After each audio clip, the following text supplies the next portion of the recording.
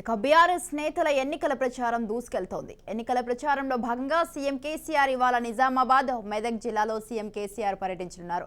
అలాగే బోధన్, నిజామాబాద్, ఎల్లారెడ్డి, మెదక్లో నిర్వహించిన ప్రజా ఆశీర్వాద సభలో ఆయన పాల్గొననున్నారు.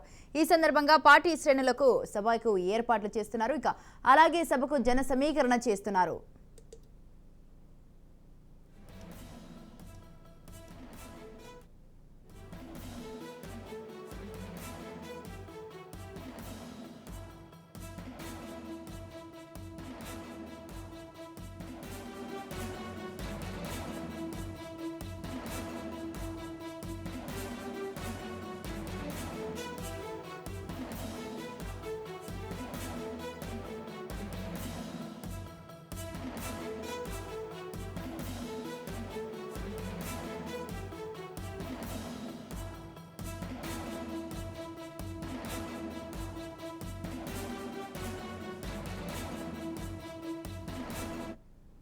బీఆర్ఎస్ నేతల ఎన్నికల ప్రచారం దూసుకెళ్తోంది. ఎన్నికల ప్రచారంలో భాగంగా సీఎం కేసీఆర్ ఇవాళ నిజామాబాద్, మెదక్ జిల్లాలో సీఎం కేసీఆర్ పర్యటించనున్నారు. అలాగే బోధన్, నిజామాబాద్, ఎల్లారెడ్డి, మెదక్లో నిర్వహించిన ప్రజా ఆశీర్వాద సభలో ఆయన పాల్గొననున్నారు. ఈ సందర్భంగా పార్టీ శ్రేణులు సభకు ఏర్పాట్లు చేస్తున్నారు. అలాగే సభకు జన సమీకరణ చేస్తున్నారు.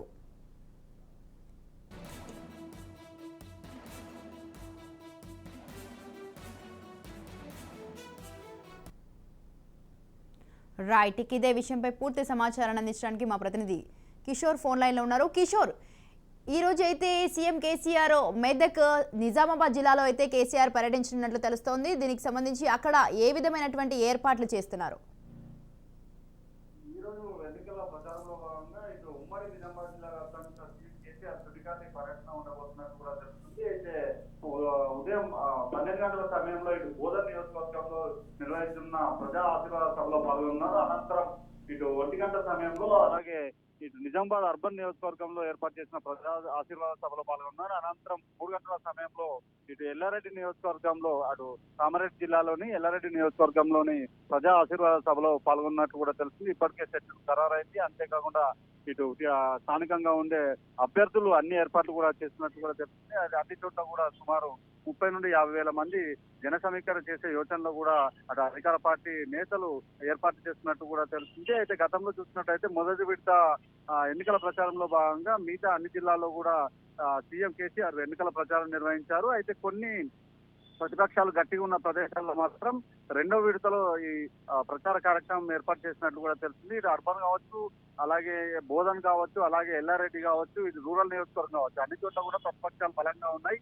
అయితే ఎన్నికల ముందు ఎన్నికలు దగ్గరపడుతున్న నేపథ్యంలో ఈ ప్రచార సభ నిర్వహించినట్టయితే అటు అధికార పార్టీకి ప్లస్ అవుతుందనే ఉద్దేశంతో ఈ రెండవ విడతలో ఈ సమావేశాలు ఏర్పాటు చేసినట్టు కూడా తెలుస్తుంది. అయితే ఇటు బోధన్ నియోజకవర్గం 12 గంటల సమయంలో, అలాగే 1 గంట సమయంలో అర్బన్ నియోజకవర్గంలో, 3 గంటల సమయంలో ఎల్లారెడ్డి నియోజకవర్గంలో సీఎం పర్యటించే అవకాశం మాత్రం కనిపిస్తుంది. అయితే ఇప్పటికే అన్ని ఏర్పాట్లు కూడా చేశారు. అయితే ప్రధానంగా జిల్లా వ్యాప్తంగా ఉండే స్థానికంగా ఉండే ఇప్పటి వరకు చేసిన అభివృద్ధి కార్యక్రమాలు కావచ్చు, సంక్షేమ పథకాలు కావచ్చు, అంతేకాకుండా రానున్న రోజుల్లో ప్రభుత్వం ఎలాంటి చర్యలు చేపట్టబోతుంది, కొత్త నూతనంగా విడుదల చేసిన మేనిఫెస్టోకి సంబంధించిన వివరాలను వివరించే అవకాశం మాత్రం కనిపిస్తుంది. అంతేకాకుండా స్థానికంగా ఉండే ప్రధానమైన అంశాలను ఎజెండాగా సీఎం ఈ రోజు వరాల జల్లు కురిపిస్తారని స్థానిక నేతలు చెబుతున్నారు. Right, thank you Kishore, thanks for the details.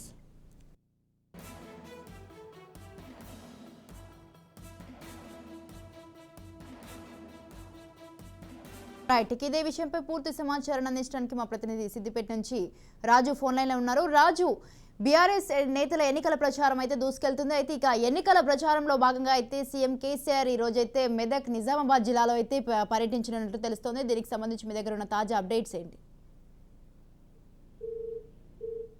ఉమ్మడి జిల్లాకు సంబంధించి ఇప్పటికే ఉస్మానాబాద్ కంప్లీట్ చేసుకోగా అయితే ఈ రోజు సాయంత్రం 4 గంటలకు మెదక్ ప్రజా ఆశీర్వాద సభలో సీఎం కేసీఆర్ పాల్గొన్నారు. అదేవిధంగా 4 గంటల 30 నిమిషాలకు ఆయన ప్రసంగించనున్నారు. మొత్తానికి గతంలో ఇచ్చిన హామీలకు సంబంధించి కొన్ని పనులు పూర్తి కాగా ఈసారి మళ్ళీ కొత్తగా ఏమైనా హామీలు ఇస్తారని చెప్పి చూడాల్సిందే. మొత్తానికి గతంలో అయితే ఔటర్ రింగ్ రోడ్ ఒకటి, అదేవిధంగా గణపూర్ ప్రాజెక్టు ఆయకట్టు పెంచుతామని చెప్పి హామీ, తర్వాత మెదక్ సంబంధించి పూర్తి స్థాయిలో అత్యంత సుందరంగా తీర్చిదిద్ది రోడ్లు వేస్తామని చెప్పి, తర్వాత పోచారం అభయారణ్యము పూర్తి స్థాయిలో పర్యాటక కేంద్రంగా చేస్తామని చెప్పిన హామీలు అయితే అట్లే ఉన్నాయి.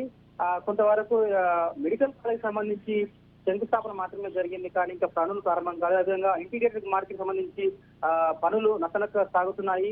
ఇలా మెదక్ ప్రజలైతే ఇప్పటికీ గతంలో ఇచ్చినటువంటి హామీలు పూర్తి స్థాయిలో అమలు కాలేదు.